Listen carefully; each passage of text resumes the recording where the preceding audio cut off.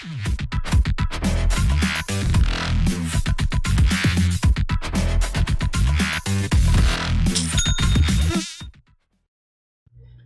guys, and welcome to Module 2.4 of the High Ticket Ecom Secrets.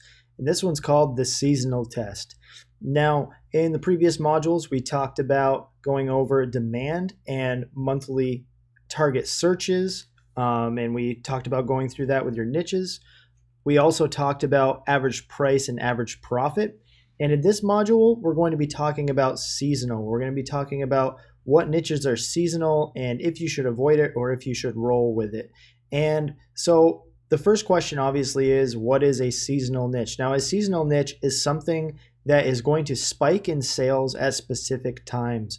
For example, Christmas trees, right? Christmas trees are going to be sold primarily in November and December, but then throughout the rest of the year, the sales are probably going to dwindle, absolutely, go right down, because nobody's really going to be buying a Christmas tree in July, right? It's really going to be primarily purchased in November and December. Now, will people sell those Christmas trees in November and December? Absolutely. Well, they'll probably sell quite a few of them. People make a lot of money with them. However, we don't want to start our first store with a seasonal product simply because it's not going to give you an even revenue stream throughout the entire course of the year. We want to set you up with a good foundation for your first e-com store, that you're getting sales throughout the year that's not going to have huge ebbs and flows and spikes throughout the year. Now, is there a place for seasonal? Absolutely. If you have a store already, or let's say you've built a store and you want to make an additional store selling something, that only goes through the summertime, say, for example, like pools or outdoor furniture, then absolutely you can add that as an additional revenue stream to your primary store. And that's something you can absolutely do. But for this training module, what we're going to be doing is doing the seasonal test, and we're only going to be using niches going forward that are not seasonal for this test. And so to figure that out, we're going to be using what we call Google Trends. And so we're going to be using Google Trends. It's a tool by Google. You're going to go to trends.google.com, or you can just simply type in Google Trends in the search. It's going to pop up. You can click on that, and then it's going to bring you to this page right here. And this is the Google Trends homepage. And now, so what is Google Trends? Google Trends is essentially just what it is. It's trending searches. It's going to give you the interest of searches over time. So as you can scroll down here, you can see all sorts of really cool stuff. It's giving you current trends. It's March Madness right now, so it's showing you that it's spiked and then it's kind of dwindled off here. You can look at cool stuff like year in searches for searches that were popular in specific years. You can go through that. So it has all of that historical data that you can look at. But what we're going to be doing is we're going to be taking our niche list, our niches right here from column A, and we're going to be taking those and plopping those right into here and searching. And now what happens when you do that? It's going to show you this nice little graph right here of the interest over time of your search on a scale of 0 to 100. Right? So basically what this is saying to interpret this data is that this throughout the year is on the high scale of its specific 0 to 100 scale. So this looks nice and even. So this looks like something that's not seasonal because it's not something that goes down drastically. Something that was seasonal would go down and make a big dip somewhere, but we're not seeing that. But what we want to do is not look at past 12 months. As you can see, there's metrics up at the top here. And just another note, this is at first going to be preset to United States. And you're going to want to change this to whatever country you are drop shipping in. Let's say you're living in Canada, then you could click on this and go down to Canada to change that, because it's going to give you those search terms. So you want to be searching for whatever country you are going to be drop shipping in. So that's preset to United States. That's correct for us. And then I'm going to come down here. I'm actually going to go past 5 years. And the reasoning for that is because I want to get a little bit more data. I want a nice list of data over time, not just over 12 months, over a few years, to determine that this is actually a really good niche to get into.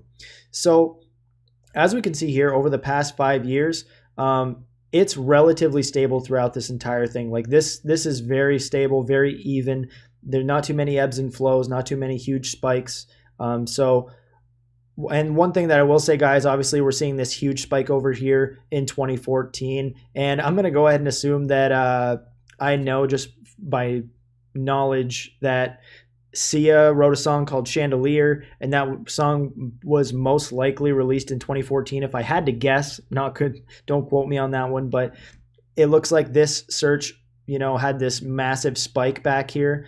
And I would go ahead and assume that search became more popular there, not because of the product chandeliers, but because of that song is very popular. So I'm not going to, construe the data and call this, seasonal or say it's a bad niche because of this one spike up here.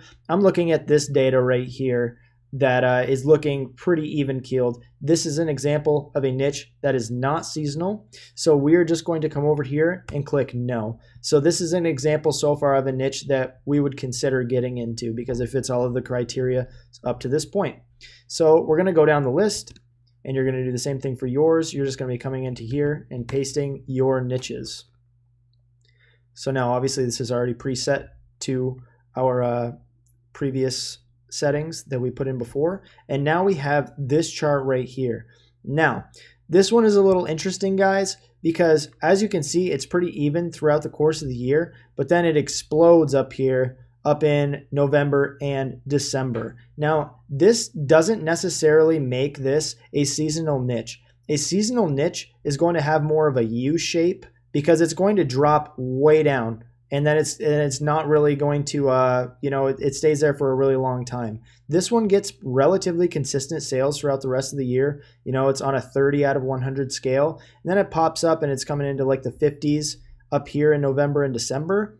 And that is because this looks like an example of a product that sells very well during Black Friday, Cyber Monday, and Christmas time. So this is an example of a product that's pretty even throughout the year, and then it will get a nice boost in sales around November and December.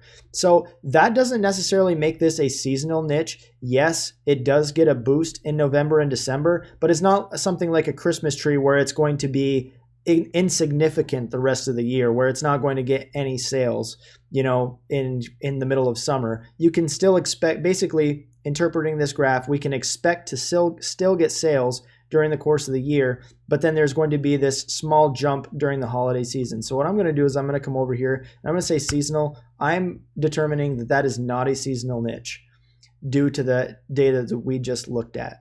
Now the last one is a canoe. And again, same metrics. And here, so this is an example of what I was talking about, guys, like with the U shape. So this one right here gets, it gets really nice during these summer months of, May to August, around that time. It gets, it starts heating up, starts doing pretty well. And then it really spikes way down during the rest of the year in those cold months. And as we can see, it's very consistent at doing that same exact thing throughout the course of the year. This right here is an example of a seasonal niche because, again, during these cold months, absolutely nothing. Up in these other months, it spikes way, way up high. So this is an example of what I would call a seasonal niche. So we're going to come back over to our niche list. We're going to put yes on seasonal. And so again, this basically gets cut out of our criteria because we are not starting this as a seasonal store. We're not starting our first store as seasonal. So we're going to highlight this entire row. And again, we're not going to delete this. We're going to bring this over to the bottom here, and that's for later. Say for example, you want to start a seasonal store. Say you start a chandelier store, and 6 months down the road you decide, hey, it'd be cool to get some sales, just during the summer or something like that. Or I looked at canoes and I thought that would be cool. So you went through the rest of the research and decided this might be a good niche. We bring this down to the bottom for that exact purpose. We've already done some of the research, so you can come back and potentially look at it for a different reason later in your research. So that's it for this video, guys. That's how to do this, what we call the seasonal test. You're going to be using Google Trends to determine if your niche is seasonal or not. We are keeping the niches that are not seasonal and we are putting the other ones that are seasonal down at the bottom of our list. And so just go through your niche list, guys, for all of your niches, and we'll see you in the next video.